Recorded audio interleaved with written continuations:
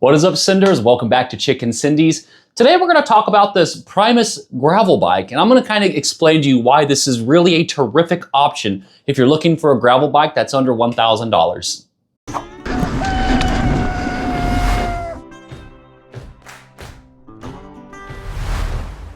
So to start off with, full disclosure, there should be a little thing popping up somewhere anyhow, but Primus reached out to me and they did send me this bike for review, for checkout. There were no obligations in the sense of positive things I had to say, negative things like that. This is just me, my honest review over the bike and kind of what I think about it. And today, what we're really gonna concentrate on is what about this bike makes it a really good deal for a $1,000 bike? Just in its entirety and its total package, what are things that I noticed while assembling the bike? Little video here. Last week I just got the bike, assembled it, and just kind of went like with an ASMR style video because I absolutely love those videos. And it just kind of, you know, it's a bike to put together. Very straightforward. You put the handlebars on, you put the wheel on. And I mean, it was a great, you know, it was wrapped fine, packaged fine. So I didn't really do anything super crazy. I just wanted to put it together and let you guys see it and kind of let you know what was going to be coming up here soon on the channel. So before I get into like the meat and the potatoes of this bike, I know I've done quite a few like budget gravel bike options here lately that were really under like $500. And you know, if that's a bike you're looking into and you're on my channel for that bike specifically, if you're buying a bike for around $250 and you're looking to upgrade it, you're gonna put a decent amount of money into it in the sense of like, if you have the drop bar and you're looking at new hoods and things like that, this is gonna be a terrific option for you. And the reason why is after you get those upgrades and everything, you're gonna most likely be well over the price of this bike, but there are some things on this bike that you really can't put on more budget bikes. And that's kind of the things I really want to discuss and explain why this bike really just stands out to me being a really good option for a budget gravel bike if that's what you're looking for. One of the first things I want to discuss with you is whenever you're looking at budget gravel bike options, one of the first things you're going to notice is you're going to be very hard pressed to find a $1,000 or under gravel bike that has hydraulic brakes, okay? So these are cable actuated brakes, but there's a very special thing about these cable actuated brakes that I want to show you, okay? Most cable actuated brakes on one side will actuate. Let me get out of this so hopefully it'll zoom for you. So only one side will actually close whenever you pull your brake lever, okay? The other side you adjust with a screw in and out. This brake is a double actuating. So whenever you pull it down, you'll see both pads go into it or go towards it, okay? There's a couple things that is really terrific about this. One, it's gonna increase your brake power to like lever actuation amount in the sense of, since it's not kind of pushing the pad into the other one, that kind of messes up your rotors a little bit as well because to like get it to where it's braking, you almost have to have the inside pad or the pad that doesn't move right next to the brake rotor itself.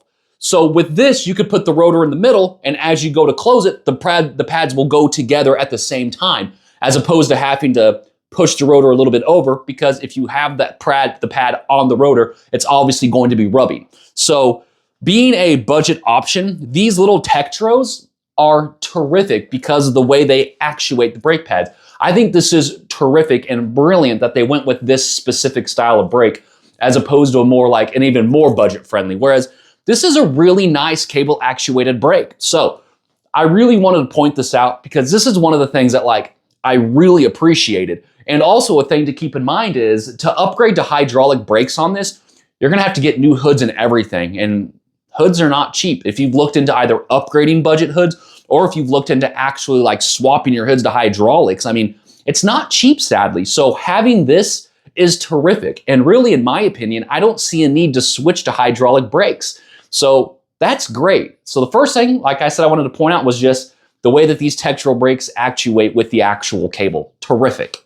The next thing I wanted to discuss with this bike was that the fact they used a Holotech styled bottom bracket and crankset. A lot of budget bikes you'll find with square taper bottom brackets.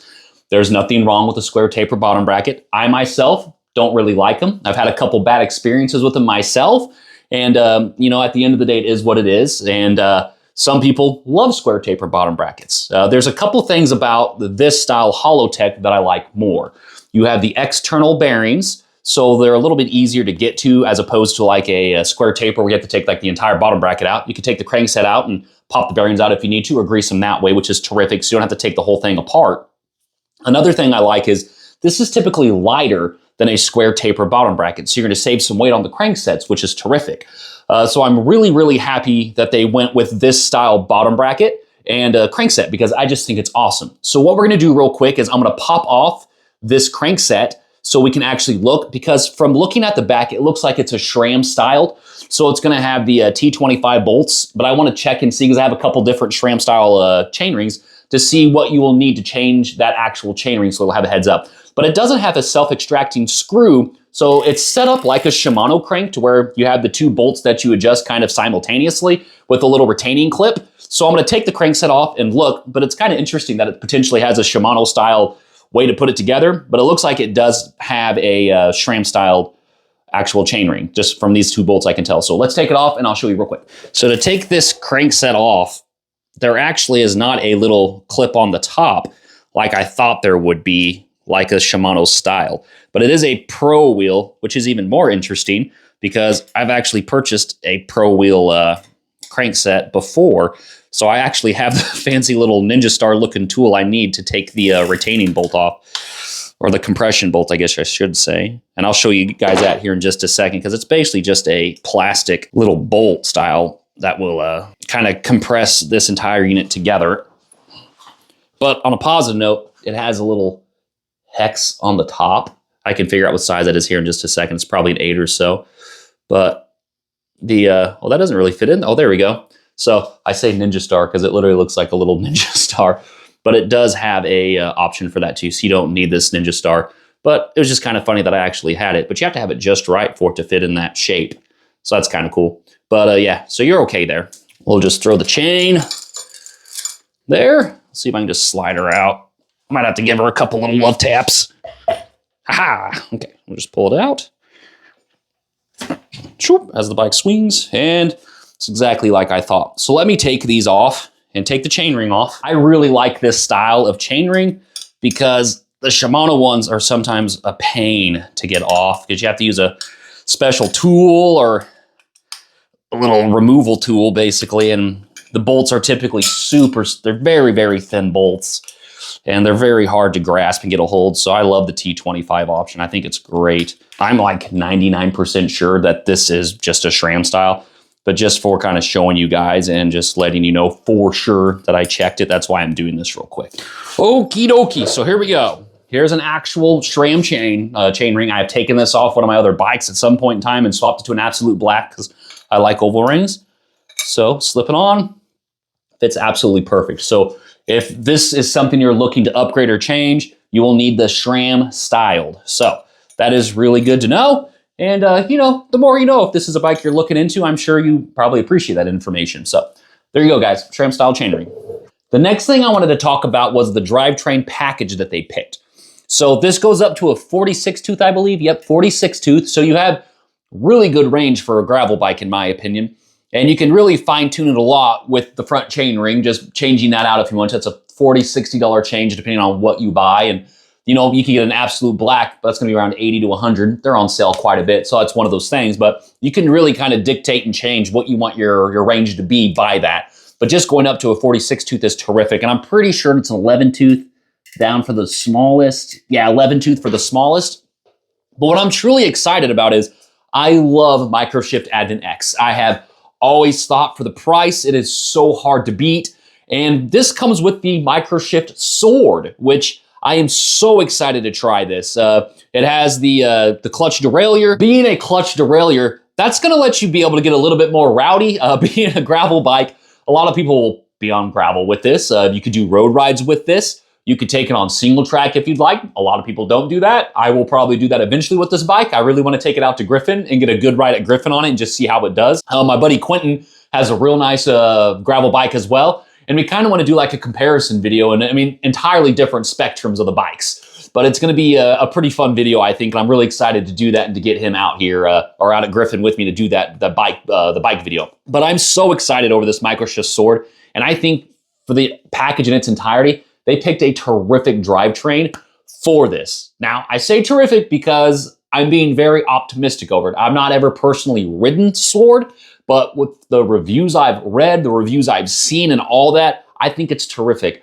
And another really good just thing to point out is, since this is a 10-speed, whenever you start to wear out your components, so your cassettes are going to wear out, things like that, your chain, you can get a really nice KMC 10-speed chain for like $25 off of Amazon. And if you want a 12-speed chain, I mean, you're talking $80, $90, give or take. I think budget ones are $50 to $60, but for a part that you're going to be replacing, if you take care of your chain, it'll last a while. But I mean, for something that can break and is replaceable, having a more budget-friendly option is terrific in my opinion. I just think it's great, and I'm so excited that they went with the Microshift Sword. I think that's awesome. So I'm very, very excited to try this whenever I finally get it out on a ride and it's not -2 stinking degrees here in Illinois. I'm gonna give you a little hub sound just so you can do a hub check. And it's really not bad. I mean, again, for a budget-friendly bike, it's not terrific. It's definitely not like Hydra i9, but I think for what it sounds like, the engagement sounds great, especially for the price that it is. The next thing I want to talk about is the Continental Terra Hardpack, 50 millimeters. So it comes stock with 650B styled rims. You could fit 700C on this, no problem. I'll put here the sizes that says it can fit up to, just so you kind of have like a general idea of what you're looking at there. But I've never ridden these Continentals. I'm pretty sure this is tubeless ready, which is really nice. So you can do that. It comes obviously shipped with the tube. But just like looking at these tires, they look like really nice gravel tires. I went online, read some reviews over these Continentals. And I mean, Continental is a really nice brand for tires. I think it's nice that they went with the Terra hard packs for these. The reviews look really good on this, the tire set itself. I've had a couple people comment on shorts and things I've made of this bike saying how much they like the Terra hard packs. A lot of times when you get into, I shouldn't say a lot of times, but sometimes when you get into more budget style gravel bikes and things like that, one of the first things you change are tires. And with this, I really don't see a need to swap out these tires. It just seems like they come with really nice tires. As you can see, I took off the rear brake to show you how that worked in the beginning of the video. I need to make sure I put that back on. The last thing that I want to talk about this bike, I guess technically this is going to be like a two-parter. One, I'm really excited about, and two, I really have no idea about because I don't do it, but I just wanted to talk about it because it looks like it has a ton. But the first thing I want to discuss is the fact that this bike is through axle, front and rear. So upgrading down the road, trying to find different wheel sets, things like that, that's awesome. I love that. For the asking price of $800, $799, you're getting to that point to where you're going to potentially see some that are still quick releases front and back. But at that price point, I'm getting to the point of expectations of a through axle. So that's just something to keep in mind, that this does come with through axles front and rear. And I think that's great. Now, if you have Facebook, you get on Marketplace, you could find 700C tires, no problem. And in my experience, because my other gravel bike, I bought a set of 700C tires to throw on, to swap. And I mean, it was like $220 for the front and the rear. They were just new takeoffs that a guy didn't want anymore. So I was able to find a pair pretty easily. So being able to get some nice upgraded wheel sets for this really shouldn't be an issue if you wanted to switch that to the 700C. So it's nice to have that option. The last thing, as I mentioned, this was like a two-parter that I want to talk about are all the different mounting points, okay? So you have the 3 here on the fork, front and the other side. You have 3 on the top here. You got the ones here on the rear triangle. You got some holes here, it looks like, as well. You have bottle holder here, nothing on the bottom down tube that I can see. So it seems like there are quite a few options of different ways to attach things to this, whether it be fenders or different riding packs. I do not do any form of bike packing or anything like that, so that is entirely foreign to me. Sadly, I can't help you much in that department, but it looks as though it has quite a few options from what I can tell for different ways to mount and things like that. So if I could help you there, I would absolutely tell you what it does and doesn't do there. But I'm sadly not 100% sure over that. But I just wanted to point out the different ones that I saw in case that is something that you were curious. I know curious over. I know that's not exactly super useful, but I just wanted to point it out so you had a heads up. As we kind of come to finish this video, I just really wanted to point out a couple things that I'm very excited about over this bike.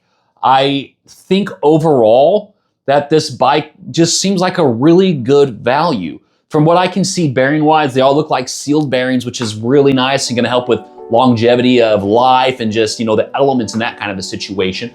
I went with a large size myself. Whenever I was looking at the different specs and the sizes of the frame, for me, a large is what was going to fit me. I've rode it around a little bit and the large fits me really well. I have a 32-inch inseam and I'm 5 foot 10 inches, 5 foot 11 inches.